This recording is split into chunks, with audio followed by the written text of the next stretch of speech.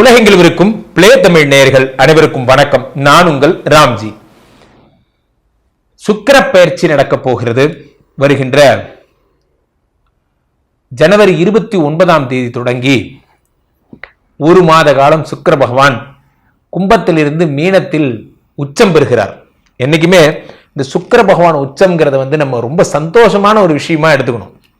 இன்னொரு 7 நாள் தான் சார் வரப்போகுது, இன்னொரு 5-6 நாள் இந்த சுக்கிர பயிற்சி. ஃபார் எக்ஸாம்பிள் 4 கிரகங்கள் ஒரே வீட்டில் இருக்க போகுது. இப்ப சுக்கிரன் மீனத்தில் இருக்கார். திரும்ப பிப்ரவரி மார்ச் போல 5 கிரகங்கள் வரும். மிகப்பெரிய மாற்றம்லாம் சந்திக்க போது அதை நம்ம தொடர்ந்து பிளே தமிழ் பார்த்துட்டு தான் இருக்க போறீங்க. நம்ம பார்க்க தான் போறோம். இப்ப சுக்கிர பகவானுடைய உச்சம் என்ன தரும் சார்? உச்சத்துக்கும் ஆட்சிக்கும் ஒரு வித்தியாசம் இருக்கு, புரிஞ்சுக்கங்க. இப்போ இது என் வீடு, இந்த வீட்டில் நான் ஆட்சி, இந்த வீட்டில் என்னை யாரும் அசைச்சிக்க முடியாது, ஏன் என்னுடைய கோட்டை அப்படிங்கிற மாதிரி, முத்துப்பாண்டி கோட்டலை அப்படிங்கிற மாதிரி. இப்போ நான் தம்பி சதீஷ் வீட்டுக்கு போறேன். அப்போ அவர் வீட்டில் உச்சம் பெறுகிறேன், ரொம்ப சந்தோஷமா இருக்கேன். ஏன்னா இங்க நான் சந்தோஷமா இல்லை, ஆட்சி புரியுறேன், அவ்வளவுதான். ஆனா அவன் வீடு எனக்கு ரொம்ப பிடிக்கும். அப்ப அங்க போனா நான் உச்சம் பெறுகிறேன். அதே என் பொண்டாட்டி வீட்டுக்கு போனா அங்க மாமியார் மாமனார்லாம் இருப்பாங்க, அங்க போனா சைலன்ஸ். ஏன் அங்கு நான் நீச்சம் பெறுகிறேன், பேசக்கூடாது, பெரியவங்களாம் இருக்காங்க. அந்த மாதிரி நான் எங்க ரொம்ப ஆட்டமா ஆடுறேன், சந்தோஷமா இருப்பேன்னா எனக்கு ரொம்ப பிடிச்ச இடத்துல. நான் எங்க அமைதி காப்பேன்னா நான் நீச்சமாகிற இடத்துல. என் பவர்லாம் போச்சு, இங்க மத்தவங்க எடுக்கிறதா முடிவு. நான் எங்க ஆட்சி பெறுறேன்னா என்னோட சொந்த வீட்டுல. வித்தியாசம் அவ்வளவுதான். இப்போ சுக்கிரன் உச்சம் பெறுகிறார், தன்னுடைய பலன்களை 200 மடங்கு அள்ளித்தர போகிறார். எப்ப இருந்து? ஜனவரி 29 இருந்து. யார் யாருக்கு ஒரே ஈவனா அள்ளித்தர போகிறார், யாருக்கு என்ன செய்ய போகிறார் என்பதை நாம் பார்ப்போம். என் இதயத்தின் இடப்பக்கம் இருக்கும் விருச்சிக ராசிக்காரர்களே, விருச்சிக ராசிக்காரர்கள், உங்களுக்கெல்லாம் சுக்கிரன் உச்சமான என்ன ஆகும்? அப்படியே ஆயிட்டாலும் சுக்கிரனுக்கு உங்களுக்கு எதனா ஒரு சம்பந்தம் இருக்கா? சுக்கிரன்கிறவர் உங்களுக்கு 12 கூடியவர் சார். பெரும்பாலும் இந்த விருச்சிக ராசிக்காரங்க, மேஷ ராசிக்காரங்க, சிம்ம ராசிக்காரங்களாம் டெரராகவே இருப்பாங்க. பார்த்தீங்கன்னா இவங்களை லவ் பண்ணுறது மாதிரி ஒரு கஷ்டம். ஒரு சிங்கத்தை தடவி கொடுத்து, சிங்கத்தை நீங்கள் தங்கத்தட்டில் வைத்து தான் பால் கொடுக்க வேண்டும்ங்கிற மாதிரி, சிங்கத்துக்கு ட்ரீட்மெண்ட் எப்படி பண்ணுமோ அப்படி தான் பண்ணணும். அந்த மாதிரி விருச்சிக ராசிக்காரர்களை லவ் பண்ணுறதெல்லாம் ரொம்ப கஷ்டம் சார், என் அனுபவத்தை சொல்கிறேன். ஸோ அப்போது விருச்சிக ராசிக்காரர்களுக்கு உங்களுக்கு 7 கூடியன்னு உச்சமாகிறான். பரவாயில்லையே, கல்லுக்குள் ஈரம், துப்பாக்கிக்குள் ரோஜா அப்படிங்கிற மாதிரி உங்களுக்கெல்லாம் லவ் வந்தால் என்ன ஆகும்? ரொம்ப முரட்டத்தனமாக வரும் லவ்.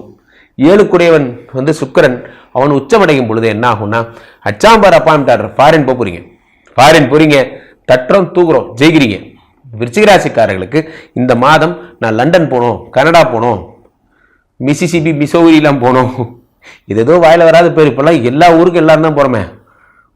ஸோ அங்கே ஒரு காலத்தில் நமக்கு தெரிஞ்சதெல்லாம் அமெரிக்கா, கனடா அப்படிதான் இருந்தது. இப்பெல்லாம் என்னென்னமோ கண்ட்ரி, கஜகஸ்தான், அங்கெல்லாம் போகணும், இங்கே போகணும், அங்கே போகணும்னா எண்ணங்கள் வேறுபடும் பொழுது, நமக்கான வாய்ப்புகளை தேடி மனிதகுலம் நம்ம சுத்த ஆரம்பிக்கும் பொழுது என்ன ஆகுறதுன்னா, உங்களுக்கு என்ன திறமைக்கான ஆப்பர்ச்சுனிட்டியோ, இங்கே இருந்தால் இவன் தரேன் இப்படி சம்பளத்துக்கு, நான் அங்கே போனால் நல்லா சம்பாதிப்பேன் சார், இந்த மாதம் உங்களுக்கு கிடைக்கும். ஃபாரின் போகிற யோகங்கள் கிடைக்கும். அதே மாதிரி அல்லது சில பேர் கணவருக்கு வேலை கிடைச்சிருச்சு சார், நான் கூட போகலான்னு இருக்கேன், டிபெண்டன்ட் விசால போகிறேன், நான் அங்கே போயிட்டு அங்கே போய் வேலை தேடிக்க போகிறேன். கண்டிப்பாக போங்க, கண்டிப்பாக இந்த மாதம் எண்டுக்குள்ள உங்களுக்கு வேலை கிடைச்சிரும். இந்த மாத இறுதிக்குள், இந்த ஜனவரி 29 தொடங்கி பிப்ரவரி மாதம் 28 உங்களுக்கு நீங்கள் ஃபாரின் மட்டும் போயிட்டீங்கன்னா அங்கே வேலை உங்களுக்கு ரெடியாக இருக்கும்.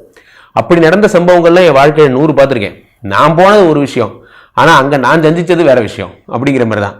உங்கள் கணவருக்கு என்னமோ ஜூனியர் இன்ஜினியர் வேலைக்கு போனீங்க, நீங்கள் அங்கே போனாலும் போனீங்க, சீனியர் எக்ஸிக்யூட்டிவாக உங்களை சேர்த்துக்கிட்டாங்க வேற ஒரு கம்பெனியில், அவரோட 3 மடங்கு சம்பளம் அதிகம் உங்களுக்கு. இப்போ யாருக்கு டிபெண்டன்ட்னே தெரியல அப்படிங்கிற மாதிரி வாழ்க்கை ஒரு நிமிடத்தில் மாறிவிடும். நிமிடத்தில் மாறியவர்களை நிறைய பேரை பார்த்துருக்கேன். அப்போது உங்களுக்கு இந்த 7 கூடியவன் உச்சமாகும் பொழுது உங்களுக்கு போன்ற நல்ல விஷயங்கள் எல்லாம் ஏற்படும். இருந்தாலும் 12 கூடியவன் 6ஆம் வீட்டில், உங்களுக்கு 5ஆம் வீட்டில் உச்சமடைவது அத்தனை சிறப்பல்ல. 5ஆம் வீடு என்பது குழந்தைகளுக்கான இடம்.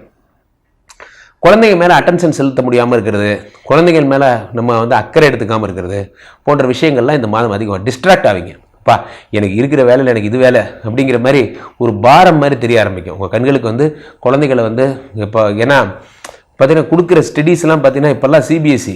என் பொண்ணெல்லாம் பார்த்தீங்கன்னா 4ஆம் கிளாஸ் படிக்குது.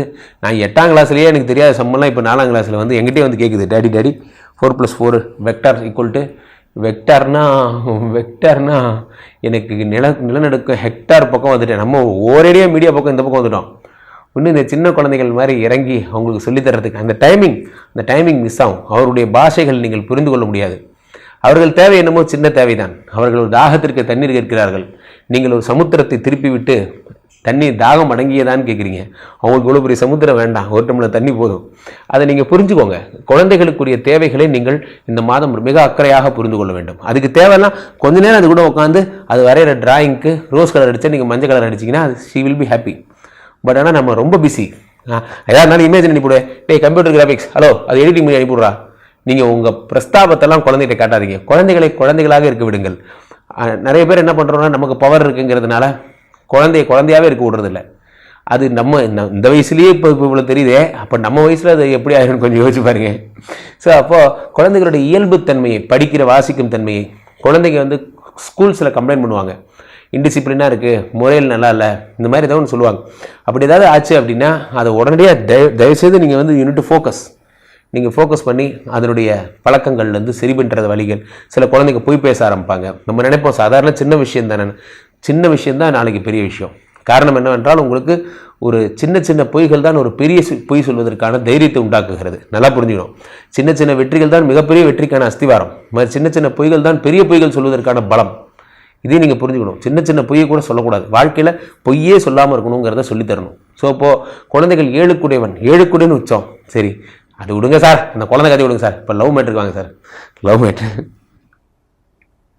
லவ் மேட்ரு பார்த்தீங்கன்னா 7 உச்சம் பெறுவதால் காதல் அதிகரிக்கும். நீங்கள் யாரெல்லாம் விரும்புகிறீங்களோ, அது என்ன சார் யாரெல்லாம்னா நான் 10 பேரை விரும்புகிறேன். யாரையெல்லாம் விரும்புகிறீர்களோ அப்படி சொல்ல வந்தேன்.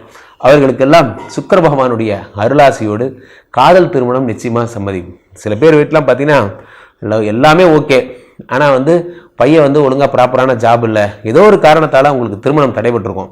அல்லது பொண்ணு வீட்டில் அவங்க ஒத்துக்க மாட்டாங்க. பையனை பற்றி கேள்விப்பட்டால் ஒரு மாதிரி இருக்கே, அப்படி இருக்கே. ஒன்றும் பிரச்சனை இல்லை, எல்லாம் சரியாகும். எல்லாமே நம்ம நினைத்தால் மாற்றலாம்.